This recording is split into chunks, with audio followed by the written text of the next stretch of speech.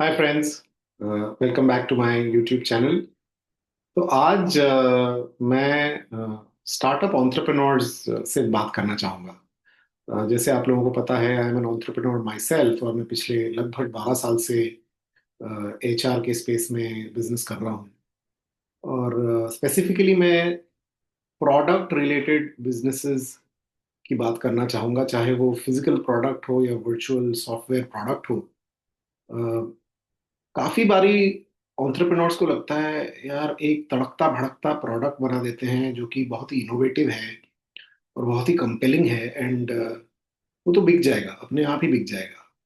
In fact बहुत लोग जो फूड बिजनेस करते हैं उनको लगता है मैं तो अच्छा खाना बनाता हूँ, खाना अच्छा बनेगा तो बिक जाएगा और मेरा धंधा चल पड़ेगा।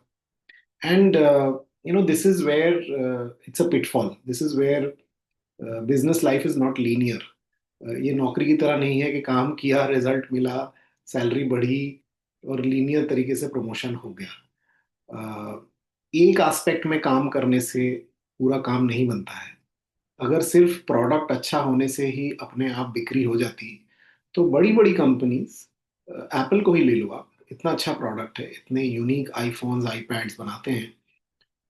वो billions and billions of dollars खर्च करते हैं अभी भी अपने सेल्स और मार्केटिंग फंक्शंस में।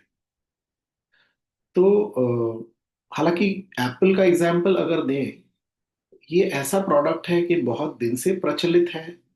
और अभी अगर आप ज्यादातर एप्पल यूजर्स से बात करेंगे, उनको आदत पड़ गई है एप्पल की, which is called habit creation.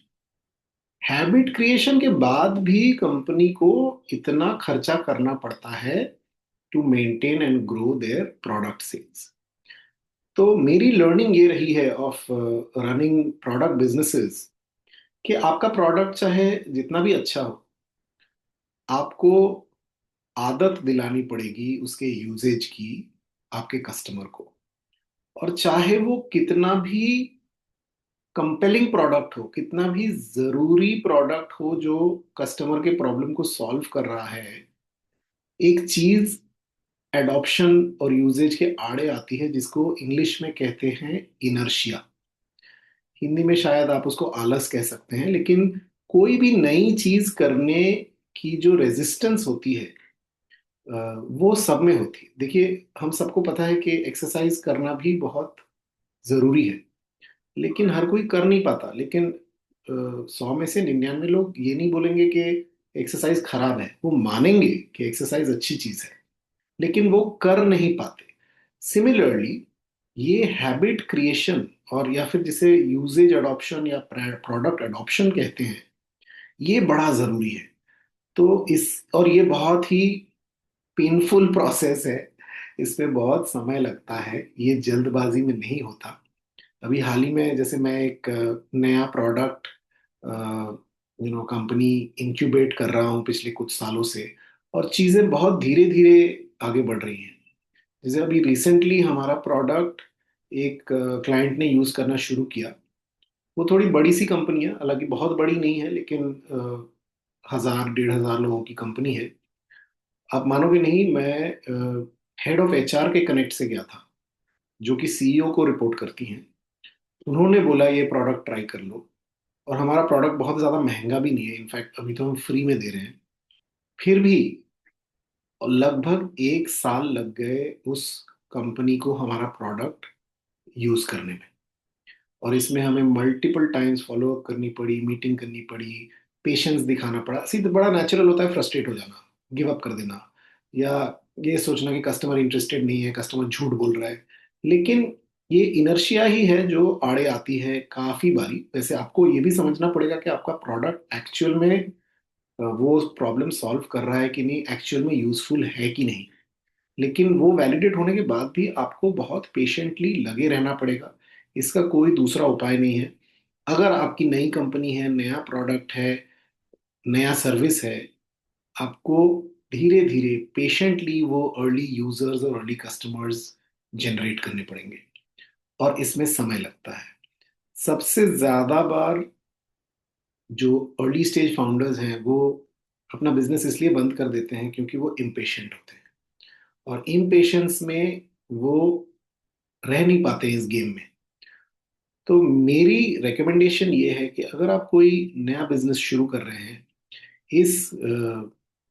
इस गलत फहमी में मत रहिए कि प्रोडक्ट मैंने अच्छा बना दिया तो खुद ही बिक जाएगा। ये कभी भी नहीं होगा।